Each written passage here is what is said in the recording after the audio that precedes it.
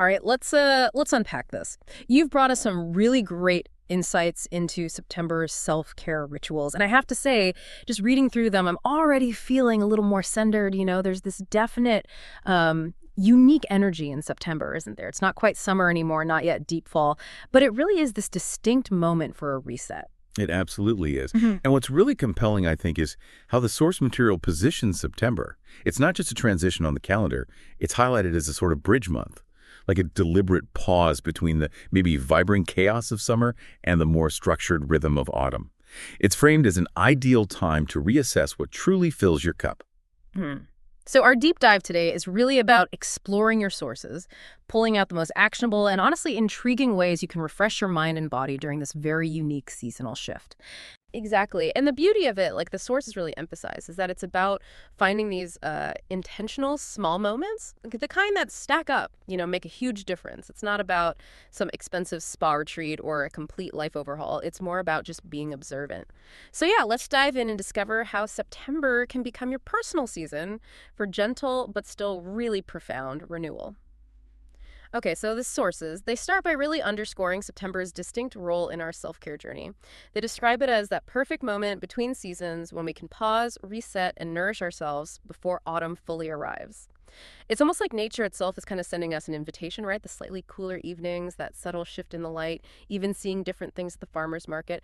It all signals it's time to adjust. It feels like a very natural, almost intuitive call to refresh. And if we connect that to the bigger picture, it really highlights how the natural rhythm of the year gives us this inherent opportunity for reflection, an opportunity we often just rush past, I think.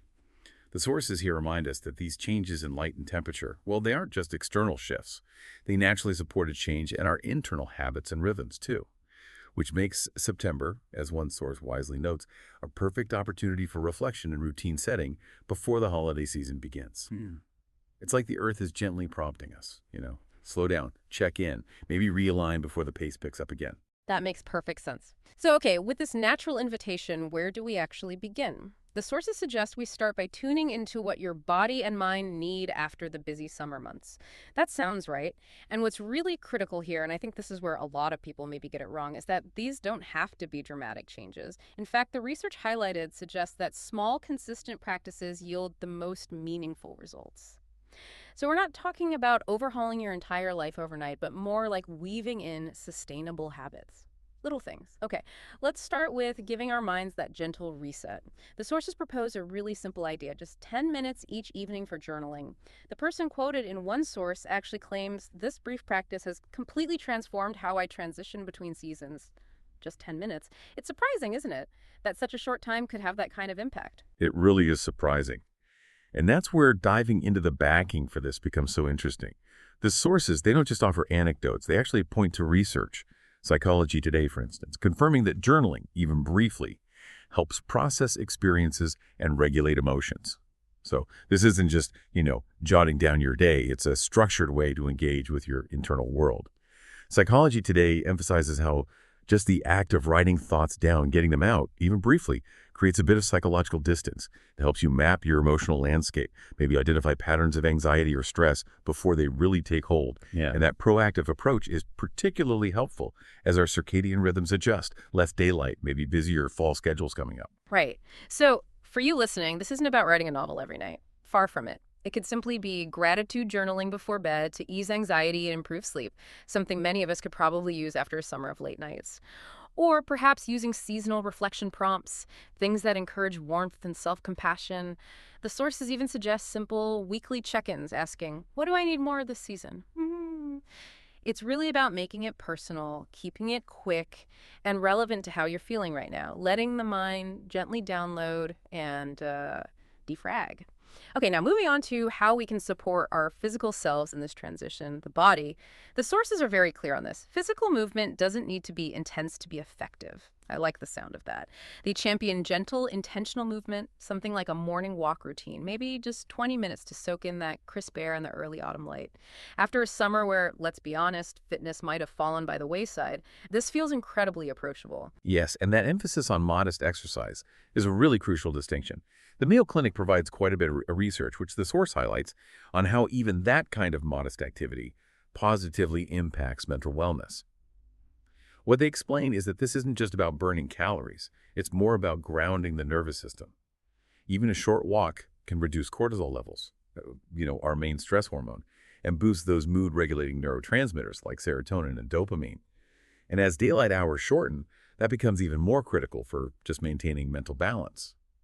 The sources also suggest slower, more meditative practices, things like yin or hatha yoga, which use long holds and deep breathing to calm the parasympathetic nervous system, or even just stretching outdoors to naturally boost vitamin D in your mood. It doesn't have to be some grueling workout to be really beneficial. Often, for September, it's more about consistency and that gentle connection with your body and the changing world around you. I really appreciate that distinction. Intense versus gentle movement. It feels far less intimidating, definitely. But self-care isn't solely about discipline, is it? Sometimes it's about mindful indulgence. And our sources even surprised us with a take on how something like, well, wine can fit into this September reset. Yeah, the sources suggest that wine can absolutely be part of your September self-care rituals, but here's the key. When approached with intention rather than as a mindless habit, this really reframes what indulgence can mean, I think. The key difference, they explain, is presence and appreciation. Like actively savoring each sip rather than just drinking without thinking or using it as an escape. There's a quote that really nails it. September self-care rituals can include wine. When approached mindfully, it becomes a celebration of the moment, not an escape from it. Exactly. And it's so critical to understand the distinction the sources are making here. They're not just, endorsing drinking. Not at all. They're transforming it into more of a sensory exercise. They reference NIH information about moderate alcohol consumption and well-being, but not to promote intake. It's really to underscore that mindfulness can elevate even a simple pleasure. It's about tasting intentionally. Maybe noticing the subtle notes of a new fall wine, the temperature, how it complements a meal perhaps with roasted seasonal vegetables like butternut squash or pears. It shifts it from a potentially mindless habit into a celebration of the moment, just like that quote says. It becomes less about the drink itself and much more about the presence and the sensory engagement it encourages. It helps you genuinely slow down and connect with the experience. Right, so it's about making that conscious choice to slow down, to truly savor, treating it like any other mindful practice, really, whether that's your morning tea or that intentional walk we talked about. And speaking of meals, autumn is just the perfect time to shift our eating patterns toward more grounding, nourishing foods. The sources point out that the foods we choose can significantly impact not only physical health, but also emotional well-being as days grow shorter. It's almost like nature provides us with the perfect pantry for this transition. That's exactly right. And what's fascinating is the focus on truly seasonal produce. The sources point out that WebMD, for example, offers an excellent breakdown of fall superfoods. Yeah. We're talking apples, pears, sweet potatoes, beets, carrots, butternut, and acorn squash, even things like cabbage and kale. And what makes them super isn't just some buzzword. These foods are genuinely packed with fiber, which is crucial for gut health and mood stability. Plus, they're rich in antioxidants and vitamins like vitamin C and beta-carotene, all vital for supporting your immunity as the seasons change and, colds start going around. It's a really natural, delicious way to kind of arm your body for the coming months. And it's not just what you eat, is it? It's also how you integrate it into your routine. Thinking about things like Sunday batch cooking to maybe ease stress during the week, that's a good one. Or taking midday tea breaks with immunity-boosting blends like ginger or echinacea. The sources even suggest seasonal charcuterie boards, maybe as a fun, shareable habit. It's about making the preparation and the actual consumption of food part of the self-care ritual itself, rather than just seeing it as fuel or a necessity. Okay, moving beyond our bodies and into our environments now. The sources remind us that our external space, our home, it profoundly influences our internal state of mind, our mood. They suggest that thoughtful, often simple adjustments to our living spaces can have a really remarkable impact on mood and energy as days grow shorter. And this is all about adding layers of comfort. It could be something as simple as, say, swapping out lightweight summer throws for chunkier blankets, just creating a more inviting feel. Or maybe engaging in candle rituals with scents like cedar or cinnamon, those scents known to evoke warmth and calm. Even changing cool, bright light bulbs to softer, maybe amber string lighting can totally transform the ambiance and help support your natural circadian rhythm. And the simple act of carving out mornings by the window, just catching whatever natural light there is, can also gently ground your routine as the days get shorter. And this raises an important question, I think, about the deeper psychological benefits of organizing your space. It's not just about tidiness. The source puts it really beautifully.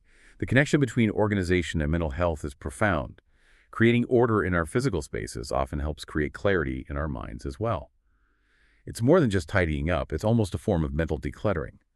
When our external environment feels chaotic or cluttered, our minds often kind of mirror that feeling. So by intentionally creating calm and order around us, we reduce that visual noise, that decision fatigue, and it frees up mental space. It fosters a sense of control and peace. Right. So practically speaking, for you listening, this could mean setting up a donation basket for sweaters or unused summer items. Just clear out the old to make space. Or maybe organizing your entryway so that coming home feels calmer, more welcoming.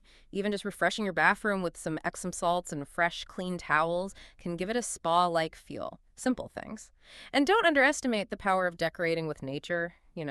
Bringing in pine cones, acorns, or dried eucalyptus, it adds calm and the beauty of the season indoors. Okay, finally, let's talk about connection, because we're wired for it, aren't we? And September self-care rituals should absolutely acknowledge this fundamental human need. As the days shorten and we naturally tend to maybe retreat indoors a bit more, the sources emphasize that intentional social gatherings become even more important for emotional well-being. Yeah, the sources talk about cultivating intimate gatherings that don't require elaborate planning. We're not talking big parties here. This could be things like planning intimate wine nights, a low-effort, high-connection ritual, maybe building on that mindful drinking idea. Or starting a book club focused on personal growth, or hosting a simple potluck dinner using that lovely farm stand produce, or even just creating a monthly friend check-in schedule, something simple. The emphasis is really on prioritizing those meaningful interactions that genuinely nourish your spirit rather than feeling like just another obligation on the calendar. And what's truly compelling here, I find, is the sort of counterintuitive idea that giving our time and energy to others often replenishes our spirits rather than depleting them further. It creates this really powerful sense of purpose and connection. Psychology actually explains this through something called the helper's high, where acts of altruism can release endorphins, boost oxytocin, and foster a greater sense of belonging. So shifting your focus outward sometimes can actually enhance your internal well-being, especially as we navigate the more introspective shift that autumn brings. That's a really beautiful way to put it. So, ways to do this. It could be volunteering for a local pantry or shelter, or participating in clothing swaps with friends, refresh wardrobe sustainably, connect at the same time, or even just writing actual cards or letters. Reconnecting through those analog moments. It's about finding simple, genuine ways to contribute and foster connections that aren't just happening on a screen. So as we wrap up this deep dive, what does this all mean for you? Well, the heart of these September self-care rituals, it really lies in the ability to help us navigate change with grace. That phrase stood out to me. It's about taking that unique invitation to slow down and notice, really paying attention to the changing light, the shifting temperatures, and maybe most importantly, your own evolving needs. Which brings us back to a core insight the sources concluded with so beautifully. True self-care isn't about perfection, but presence, being fully aware of your needs and responding with compassion and intention. That feels like such a powerful call to move away from rigid self-care rules, maybe towards a more fluid, intuitive approach. So the question becomes, how will you embrace this philosophy in the coming month? How will you allow yourself to be truly present with your own journey? Yeah. Whether it's that mindful wine moment we talked about, or a simple morning walk to soak in the autumn air, or even just decluttering one small corner of your home, remember that powerful thought from the source. The beauty of September lies in its gentle reminder that change itself can be a form of care when we approach it mindfully.